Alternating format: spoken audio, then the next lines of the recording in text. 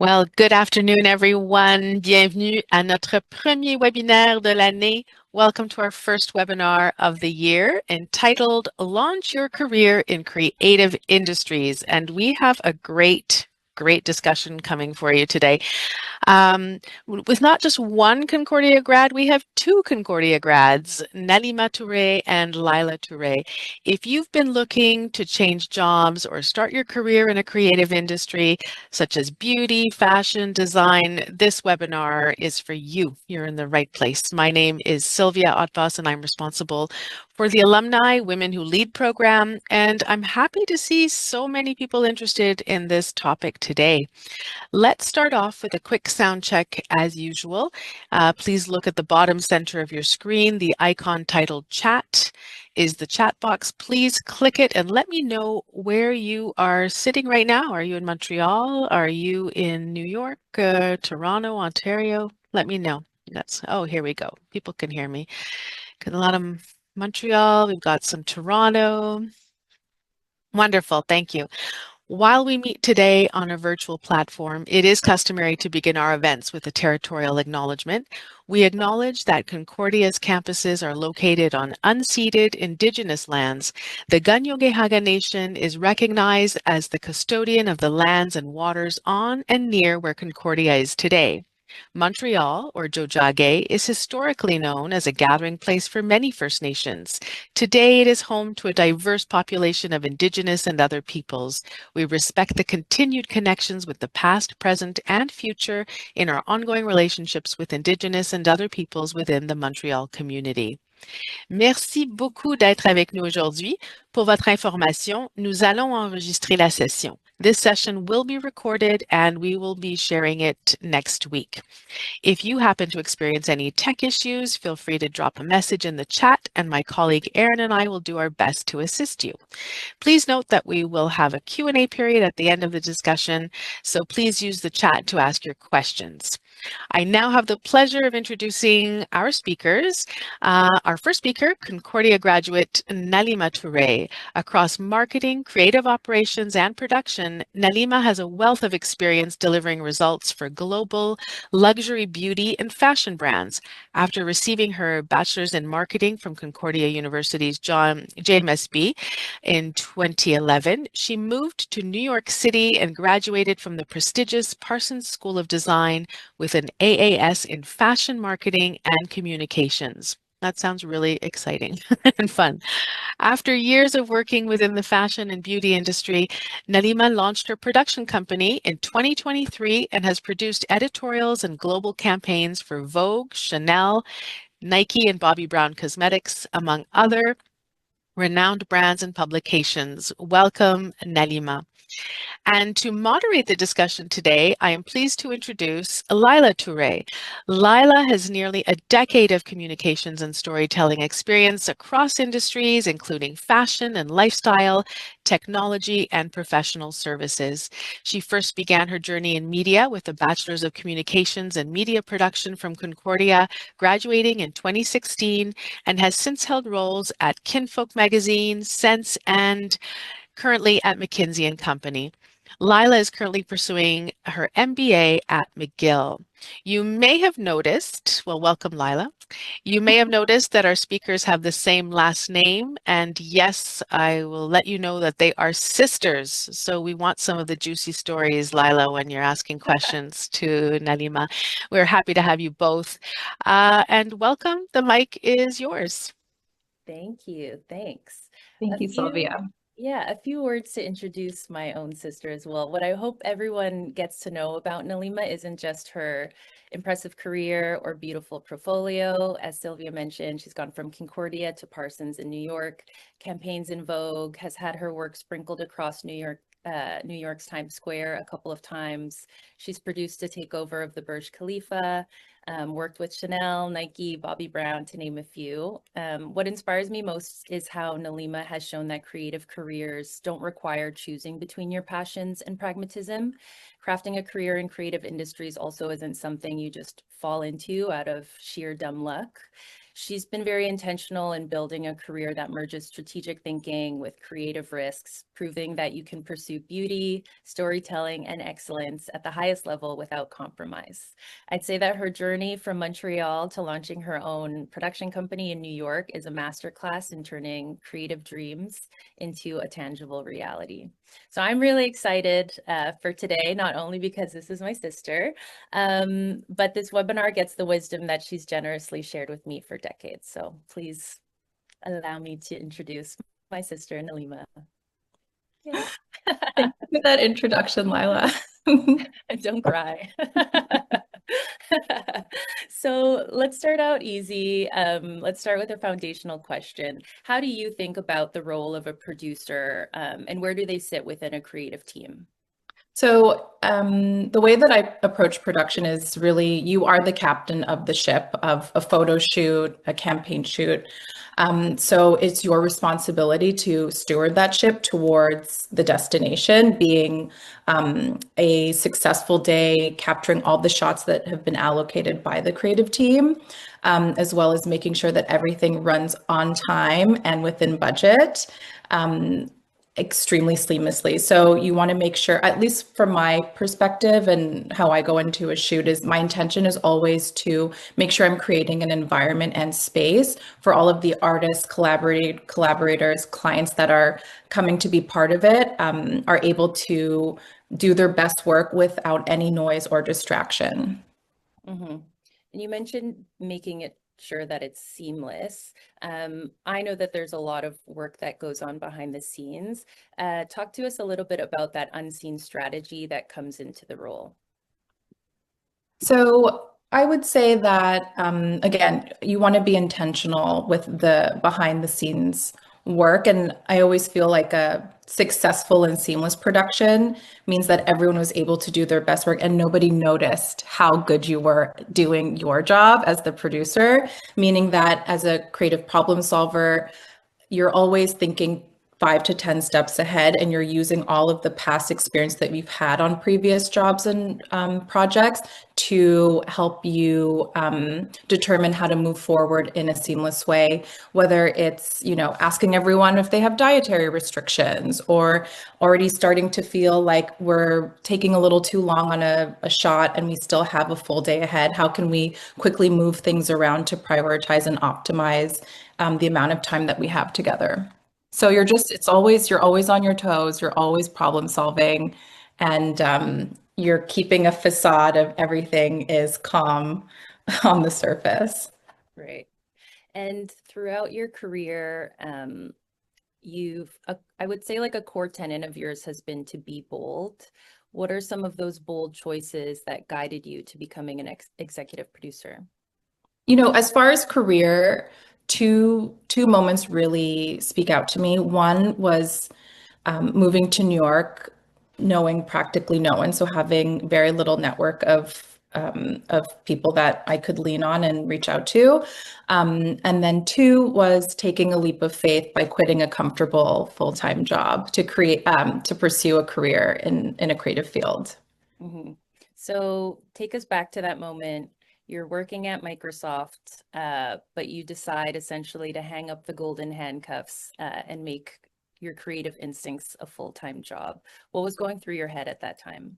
So at that time, I had been in New York for just over 5 years, which I feel like 5 year markers are always a good time to reflect on the past and look forward to the future and set new goals. And so at that time, my dream had always been to be in New York, which I was living. But I took a look around at my friends and network, who many of which are artists, like creative directors, stylists, writers. And it really dawned on me that I had moved to New York to pursue a career as an artist, but wasn't living in my truth. And so that was a really big aha moment for me of how can I, pivot and really make sure that I'm living the dreams that I set out to accomplish. Was it scary?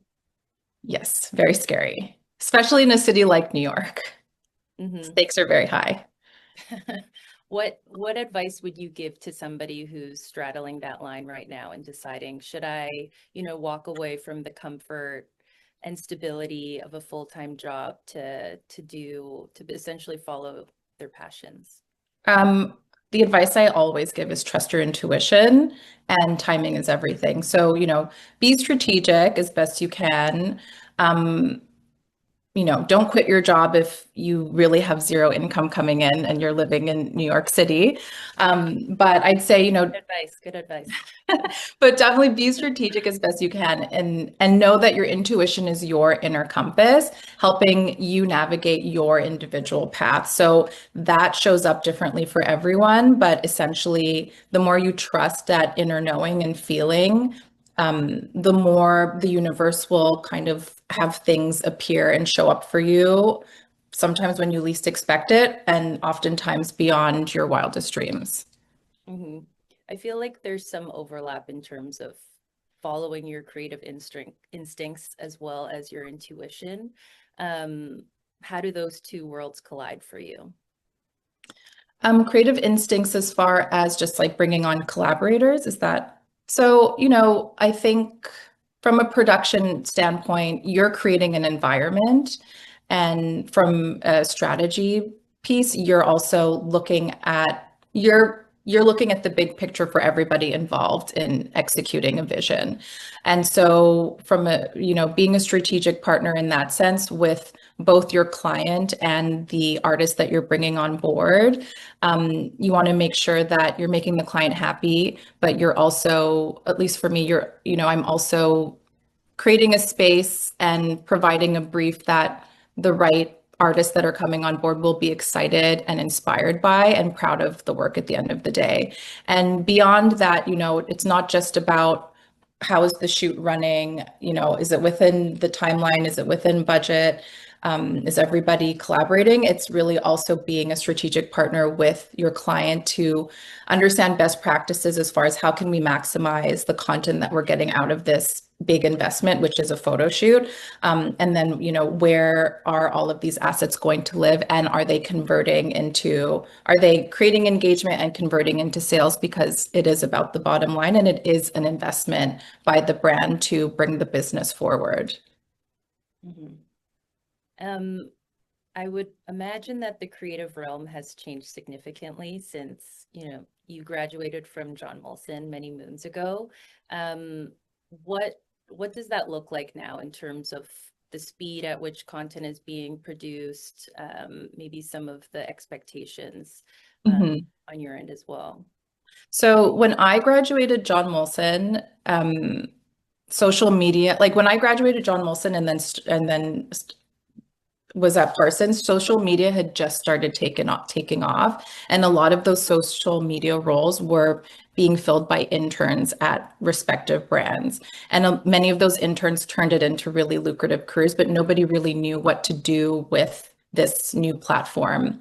Given the evolving media landscape now, social media is your first point of contact with many of the brands that we're interacting with, and often converts into a sale, or that piece of community where you're part of the brand, you're part of that lifestyle. So it's always changing.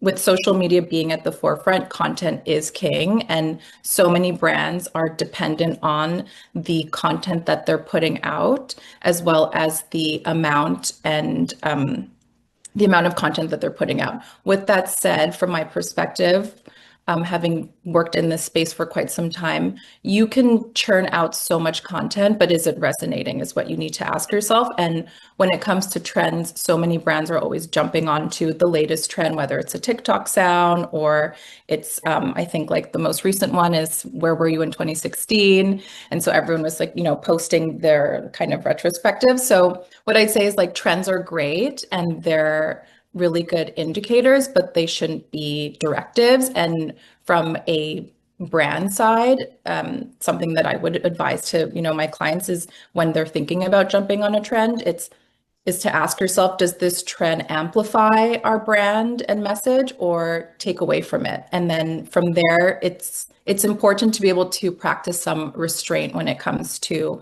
content, because it's in our face all day long, and there can be some fatigue there, and you really want to make sure that when you are putting content out there, it's resonating with your audience. Mm-hmm. I feel like it can be such a struggle of thinking through how do you jump on and capitalize off of these trends so that you're in the moment. But I feel like what you're also very good at doing is thinking long term and thinking, how do I make content that's almost has like a timeless aspect to it, which I think you're very good at. Take us through. So, I mean, I've seen you a very long time ago. We were both doing New York Fashion Week, and I got to see you behind the scenes. You were producing a show. What are the do's and don'ts right now of being on a Nalima Touré production set? So number one is be on time, which actually means be early. Once you get to set, things are moving very quickly, especially on the production side of things. And so it's always best to be early in order to get a lay of the land and get your bearings and set yourself up for success and give yourself a moment to take a deep breath because it's going to be full speed ahead all day. And then with that said, because everything's super fast paced and it requires a lot of energy, come with a good attitude and a can-do attitude.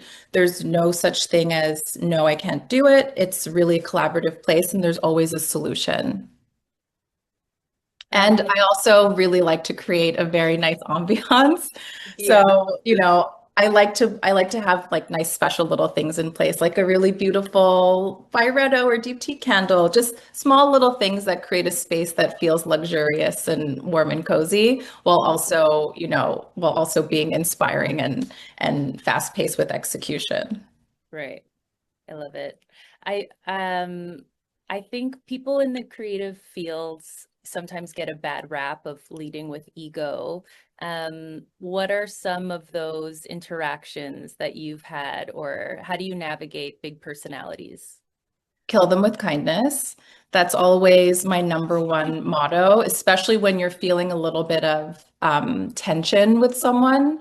The best thing you can do is kill them with kindness and know that if you maintain a level of professionalism, you're there to do an excellent job and create connections. Then regardless of if one person was difficult or challenging to work with, the majority of the people that are on set, the artist, the client, will have seen how professional you were throughout the day. And at the end of the day, I also like to say that being on set is a huge networking opportunity for everyone that's there, from the creative director and photographer all the way down to the PAs. And so it's always a networking opportunity. And not only is it it's not even a networking opportunity to say what you do, it's an opportunity to show your work and show how you do it. And at the end of the day, that's how you'll get repeat business, or someone will remember you and bring you on to another project. And, it's a small industry, so a lot of it is word of mouth, and it's really a lot of how you make people feel. Mm-hmm. Talk to us about like a recent set that you were on that really sticks out in your mind. So I had always had a dream of producing a Chanel shoot, which, which manifested itself recently, was ever since I became a producer, that was the one brand that I always wanted to create something for. And so it was very surreal. It was a real pinch me moment because it was the new collection by Mathieu Blasi. So it was this new fashion reset, a new era, being around that collection and seeing the clothes and having seen it on the runway and then seeing it on a rack and interacting with it in real life, and then seeing beautiful visuals that can come out of a collection like that was just so surreal and reminded me that I can always have new, bigger, better goals than I had before, because some of the goals that I had, I think my past self, like my 18-year-old self at Concordia, would probably look at where I am now and everything I've accomplished and just be, thrilled and over the moon that some of the goals and dreams that I had that felt so out of reach, but were still something living inside of me, were and are achievable. Mm-hmm. And looking ahead, I feel like right now you're at a moment of inflection. Mhm. You just had your first child, my first nephew. Thank you so much. 5 months ago. Let's get into the realities of what it feels like navigating your return from maternity leave as a first-time mom. So I will say that maternity leave in Canada looks way more attractive than it does in the US. I'll start with that. Sure. But you just become very aware of how precious time is.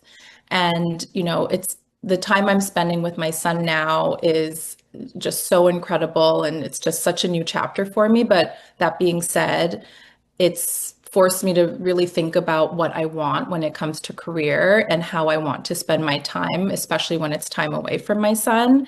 I hope that for everyone on this call that is pursuing a creative career, that you get to a place where you can be selective about the projects that you can take and pass on. And so it's really allowed me to think about what type of projects I want to work on, which artists I'd love to shoot with, which clients, I want to start working with, and at what level do I want the production to evolve into, just because every moment that I'm away is a moment that I could be spending at home. And being a mom is an incredible experience, but it's also really hard. And so it's just taking it one day at a time, and I'm still figuring it out.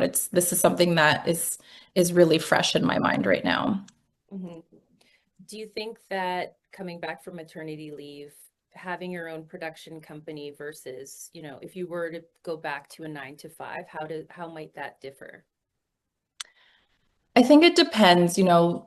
There's a big trend of companies asking employees to come back to the office. So I think for me personally, something with flexibility and more of a hybrid model, regardless of whether it's in-house as a 9 to 5 or taking on a full-time client, is something that will be high on my list of priorities. But then from, the freelance production side, it's nice that there is a lot of flexibility there where you're doing a lot of the pre-production.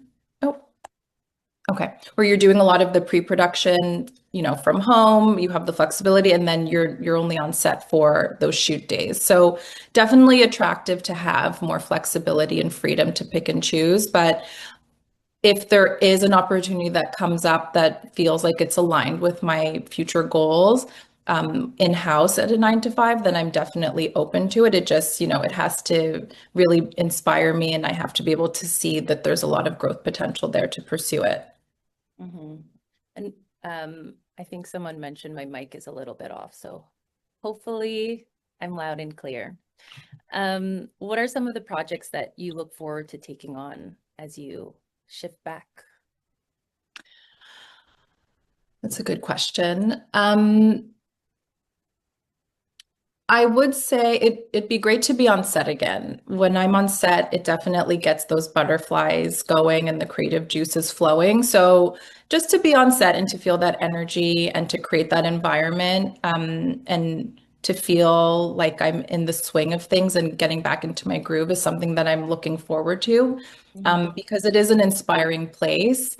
And it does feel like home for me. And, as crazy and chaotic as it can be sometimes, for some reason, I thrive in that environment. So just being on set, just, to dip my toe back into things. And then I think the rest is still a little bit TBD because, like we said, the landscape is evolving. The ways in which people are executing storytelling is evolving. So I'm open to exploring, those new avenues as they present themselves. Mm-hmm. Is there anything in that shift of where content is going that either excites you or that you want to learn more about? I think it's impossible to ignore AI and that level of innovation and how it's pushing our limits across all industries. So it's definitely something to pay attention to. But with that said, I think when we're pushed when our limits are pushed in a creative sense that way, it also is an opportunity to appreciate the past and look back at the old ways of working or some of the more traditional ways of creating. So I'd say I'm excited to see how far we're pushed in order to appreciate how far we've come. I love that. Um, and I want to like dig into some of the career defining moments for you and really understand like what are some of the I think like challenges or setbacks that you might have faced and how did you overcome them? There's a lot of people from Montreal. I know that making the jump from Montreal to New York was definitely one of them. But let's hear a few others. So that was definitely one of them. And, at the time, challenge or setback uh, that I felt there were some opportunities that I had been passed on just due to visa requirements. And so those were some tough pills to swallow at times because in the moment they felt like, your big break and your dream job and, what better will come if it's not this.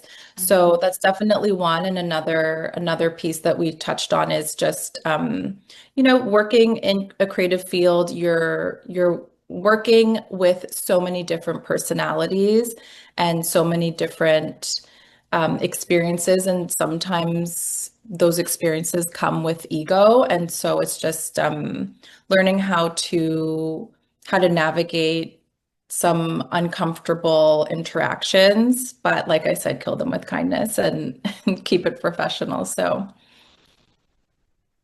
Mhm. Um, I mean, I know that you've jumped back from Montreal to New York and then back again. Um, what about those moments? those moments were tough. Give us Those some moments were context. Yeah, well, those moments were tough because, it happens. Sometimes you're let go from a job, or in addition to it, being a Canadian in the US, your visa is attached to that job. So, those were some definite challenging moments where, I took this leap and moved to a city where I didn't know anyone to build a life, of my dreams. And a big setback is, okay, you lost your job, you live in an extremely expensive city, and you don't have a visa. So, those were moments where it was like, okay, I have to go back home and reset and reassess and figure out what's next for me. What do I want to do? And, for some, it might have been, okay, this was great. I did it, and I'm back. Let me start growing here. But I didn't feel like I was done with New York yet. And I just had this fire in me that was like, I want to get back. I have to get back. It's a city that means so much to me. And, I'm still there. And I do wonder sometimes if I'll ever get a feeling of, okay, this felt great. And I feel like I've accomplished everything that I set out to. And let's, let's go back. But for now, it's a city that still drives me and, energizes me. So it's got me, I'm still going. Hmm. And I mean, I feel like New York in terms of opportunity in creating content and the type of Definitely. collaborators that you're looking to work with, Yeah. it's just a totally different bar. It's a totally different bar. It's, not going to lie, it's an extremely competitive city.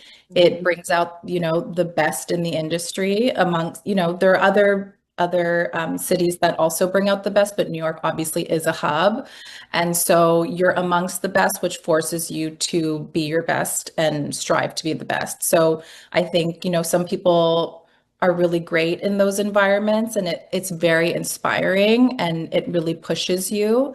And for others, maybe it's like a short amount of time to get that experience, get those contacts, and then decide to take that experience elsewhere and build, a lucrative business as well. But I think having New York on your resume is definitely going to open some doors just because of the caliber of artists that you're surrounded by.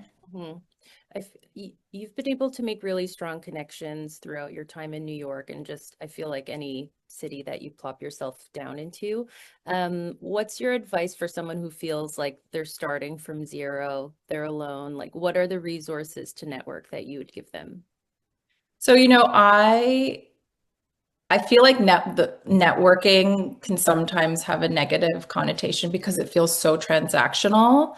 Mhm. The way that I've always approached it when I was first starting out was, having informational coffees with people who inspired me and would be willing to talk to me about how they got a start in their career and where they started. And you'd be surprised to hear that everybody starts out somewhere, and sometimes seeing where someone is now, but then understanding where they started can give you the confidence to say to yourself, like, okay, they started here interning for like peanuts at Fashion Week. If anything.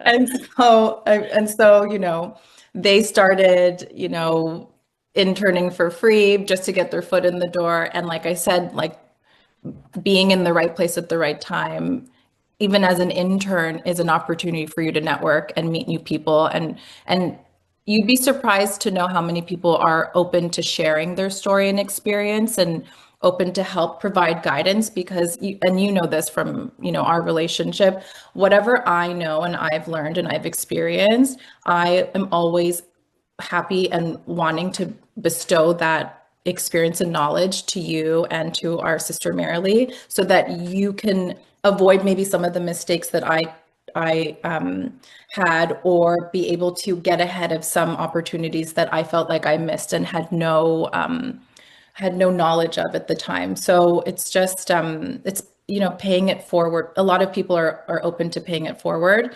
and to bring it back to the networking piece, it's just if someone's career inspires you, you lose nothing by reaching out and asking them, can we hop on a virtual call? I'd love to ask you about your career. And funny enough, the article that, in the Concordia alumni news about my career that was published, an alumni, Taisha, reached out for a virtual coffee, and we met this week, and she was asking me questions about my career. And so, people are always open to talk about it and to share their wisdom. Mm-hmm.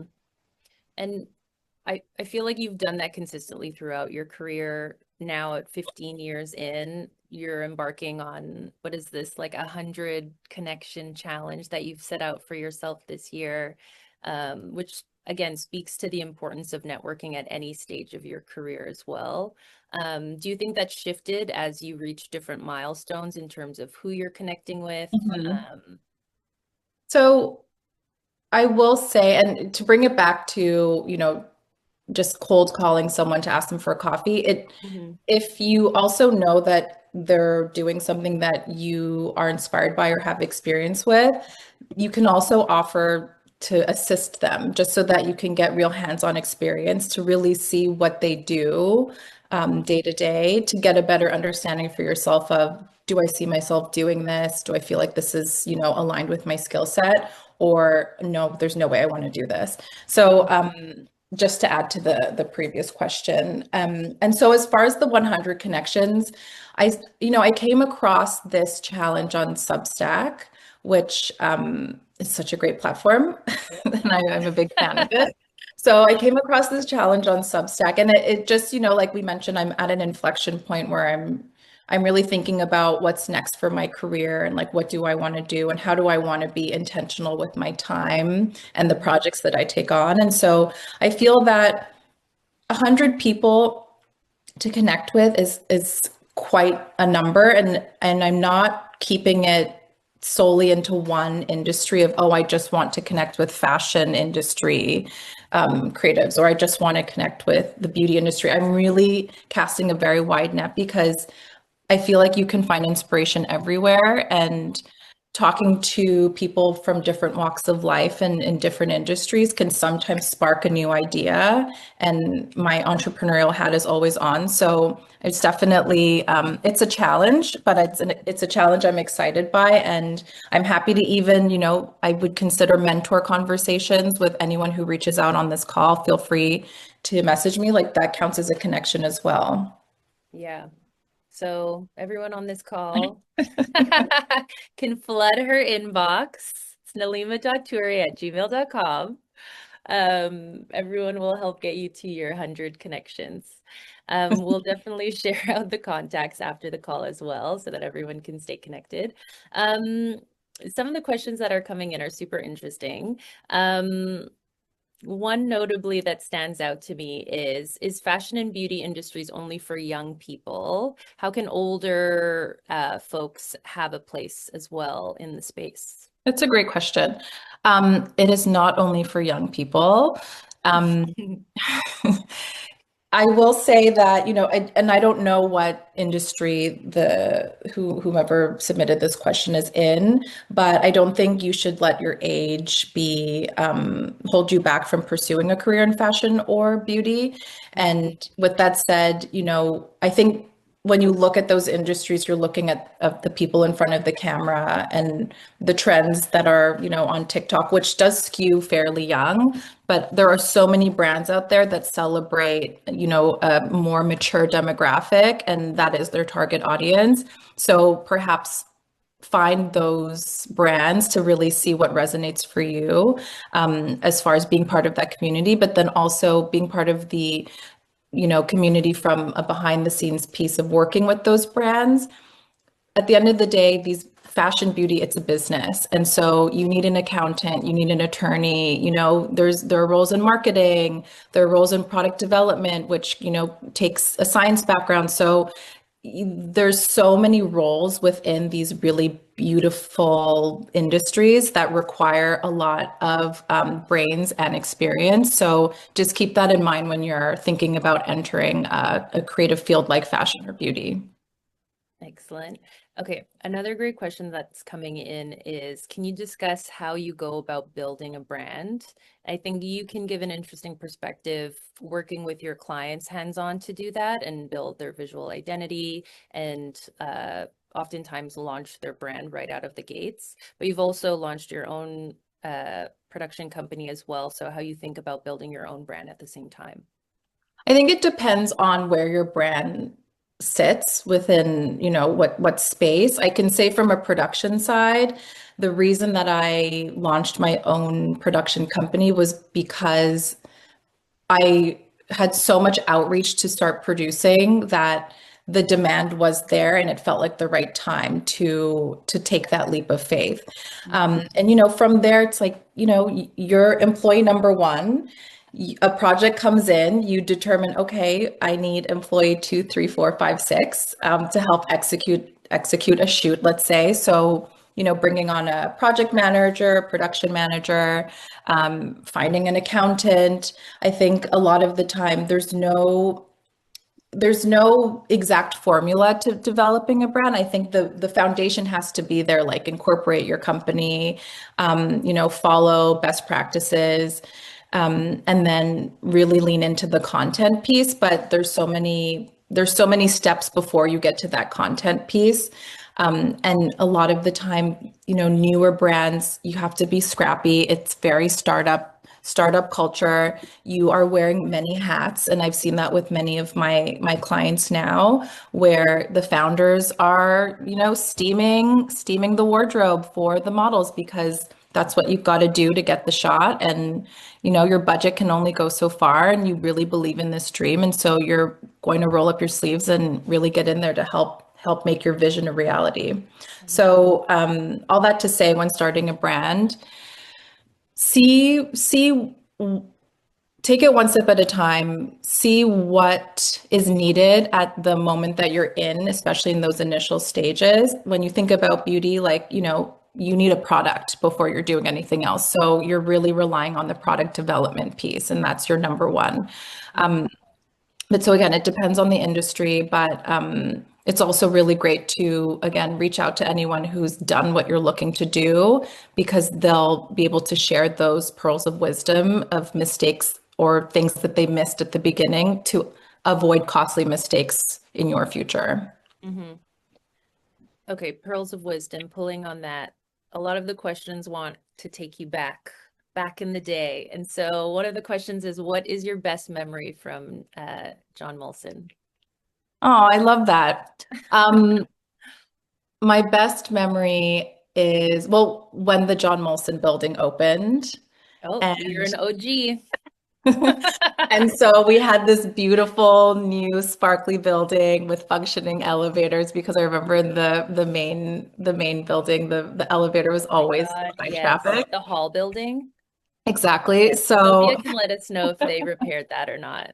so that was really nice. And then I'd also say, like, I met some of my best friends to date in many of my marketing classes, and like I said in the past, that at the time, the marketing classes always felt like they were like group project after group project. Yeah. And you'd be surprised how much that lends itself to your career, because once you're in the workplace, you are a big group project where you're collaborating with different personalities, different ways of working. Some people are pulling their weight in other ways that others, might not be. So it was definitely just learning how to collaborate early on that way, and also forming really lasting friendships is like one of my best memories there. But I also, for some reason, really loved when they announced that the library was open 24 hours near finals. I would just park myself at a desk with Red Bull and, just get everything out that I need to get out. Yeah. True trauma bonding as a student. Is there any skill or like class that you wish you had taken back in those days? I actually wish I'd taken some communication classes. Mm. No, you know what I mean? Like, I didn't know that. I think for me, it was being in John Molson. It was okay. I'm a creative. Where does that take me? It was marketing, but I wish I'd taken some communication classes just to understand more of the different mediums available to me in order to create. And I eventually, I'm self-taught and have learned a lot on the job, but it would have been nice having that, like, even vocabulary going into some of the career moves that I've taken. Especially, I guess, jumping into fashion, I feel like it's so cerebral in that sense, just Mhm. to balance out a lot of the physical elements of it. Someone's building their portfolio. What skills do you think they should highlight? You're starting from scratch. How do you think about that? When I was first, I'll use my personal experience. When I was first starting, my portfolio had like every single thing I had ever worked on, because it felt like everything was important. Right. But as you move along in building your portfolio and library of experience, you will understand what your aesthetic and point of view is. And I personally feel like your website or your portfolio should reflect your taste and what you gravitate towards, just as a baseline of, okay, where's Nalima? Let me look up her website. And it just gives the audience a sense of your aesthetic. But again, sometimes when you have a commercial job, you might have so many other projects sitting in a folder. You can always have the opportunity to put together a PDF for the client to show, like, my website might not be exactly what you're looking for, but here's a body of work of what I've done, and you just curate it accordingly. But I think as a first point of contact, your portfolio should reflect the work that you're most proud of, and that is aligned with your vision of the type of work you want to be calling in for yourself. What's the opening campaign in your portfolio right now? It's a Bobbi Brown Cosmetics campaign for a tinted lip balm, which I'm wearing right now, actually.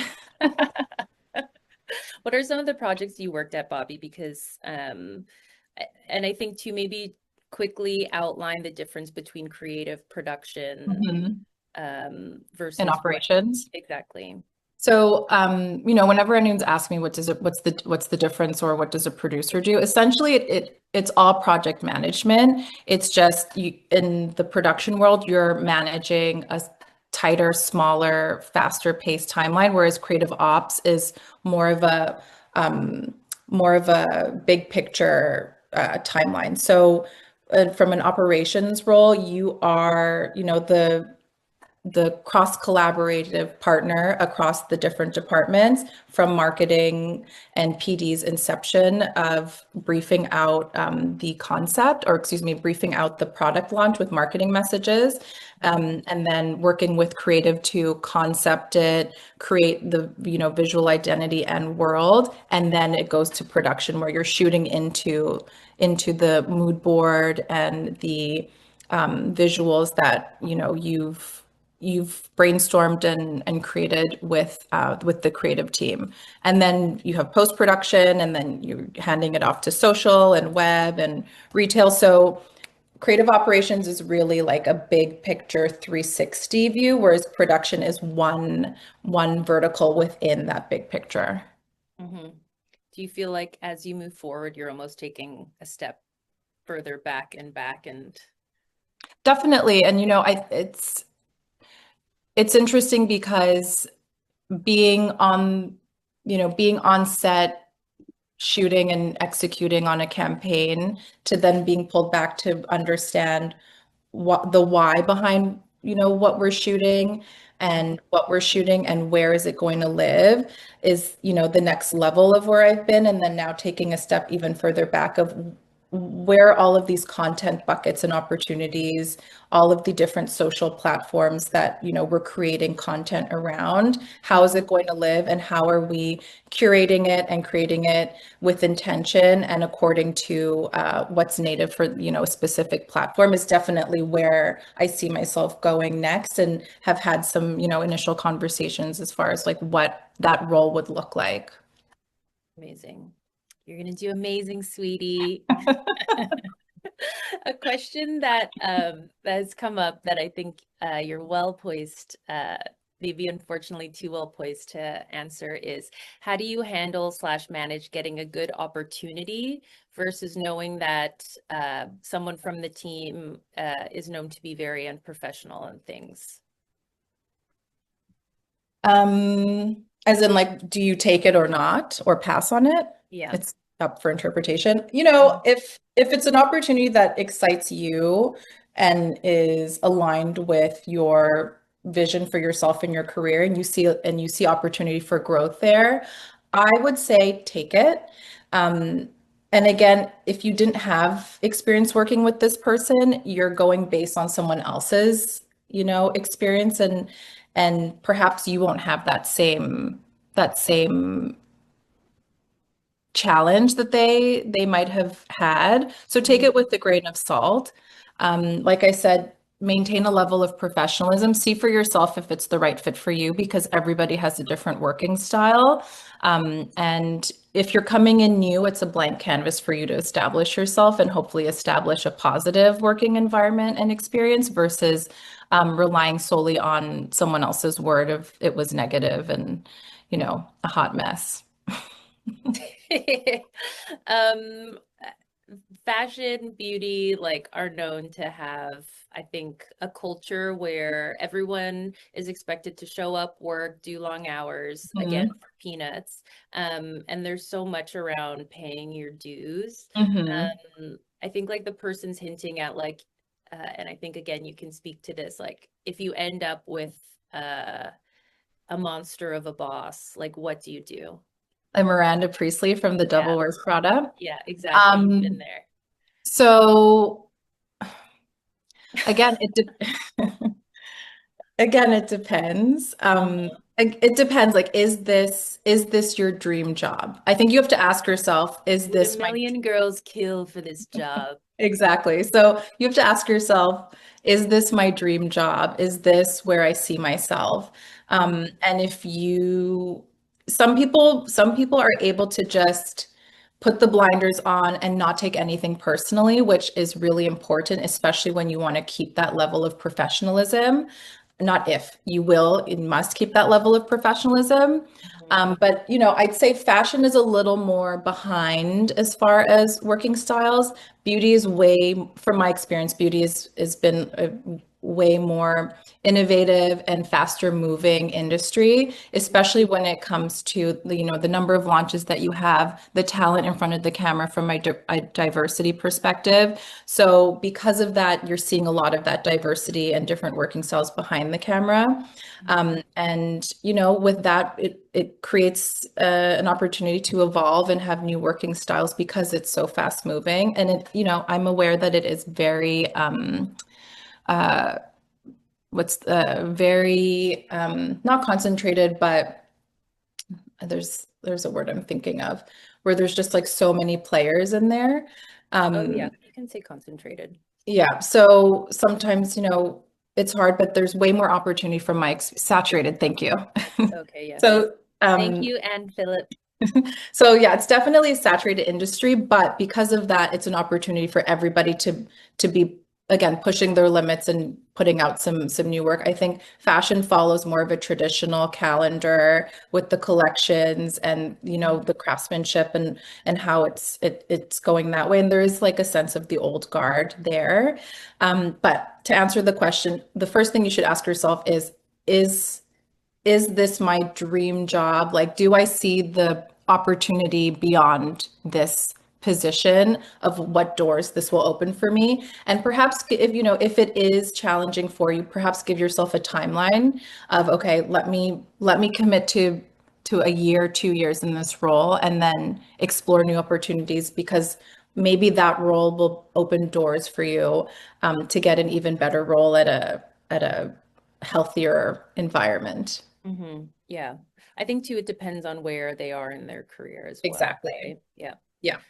Like, is it a foot in the door versus like, is it them kind of committing to 2 years in a in a not so great work environment? Yeah.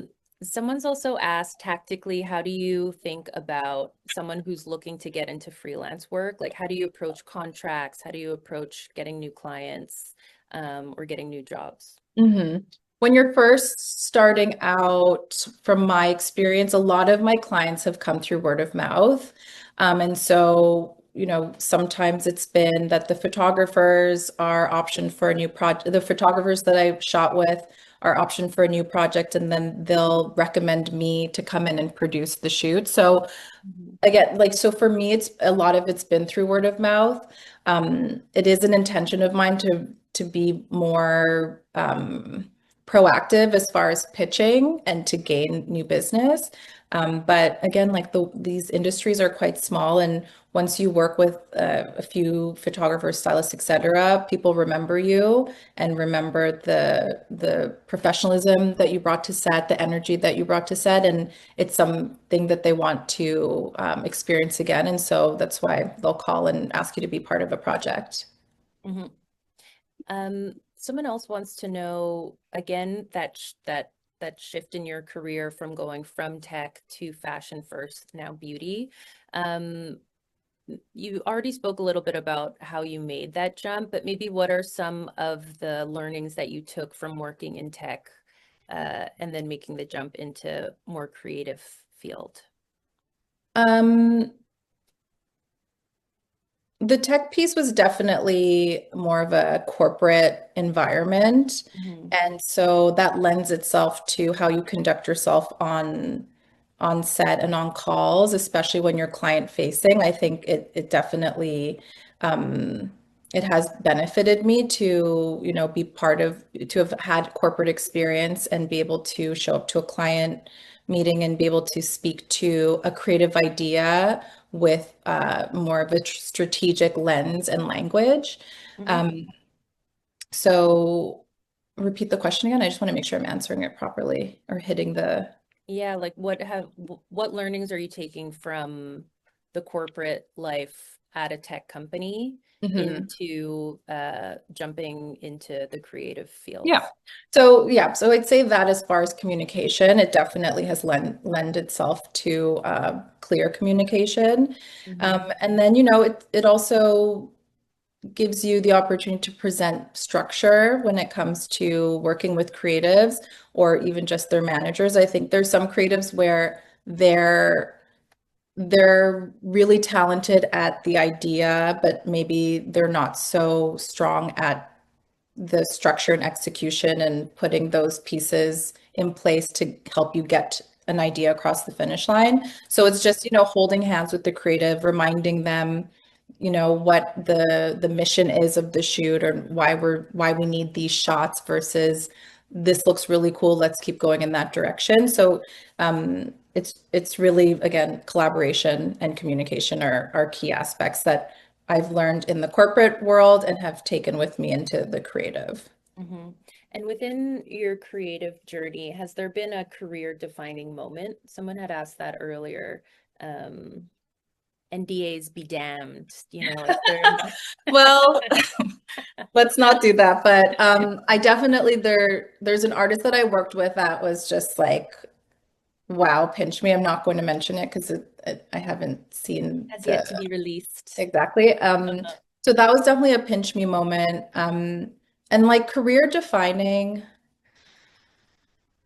to be honest, I'd say when I quit my full-time job to pursue a creative career of being a full-time producer is definitely a huge moment for me because I was trusting myself and my ability. And so that just, that is a moment that I'm proud of and that I've seen flourish and I hope continues to flourish as I enter, a new era as a mother.